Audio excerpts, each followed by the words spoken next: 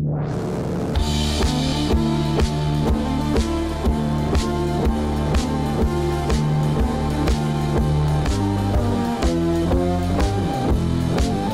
le chiisme est la deuxième branche de l'islam. L'islam est dominé par le sunnisme et le chiisme, lui, c'est 15% de la population totale de l'islam.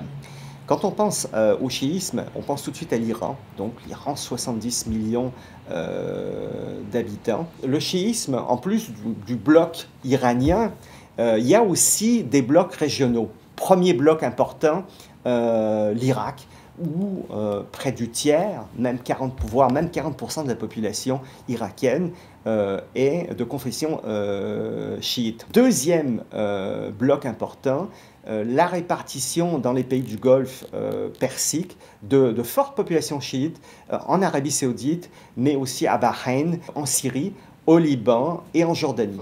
Toutes ces populations pourraient former un axe chiite qui pourrait appuyer la politique expansionniste de l'Iran dans la région.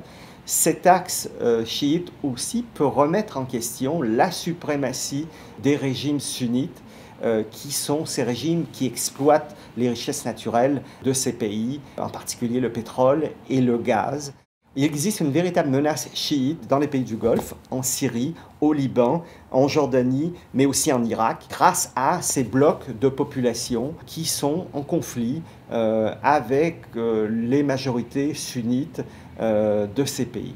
Alors, on peut se dire que cet axe chiite pourrait être un relais de l'influence iranienne dans la région.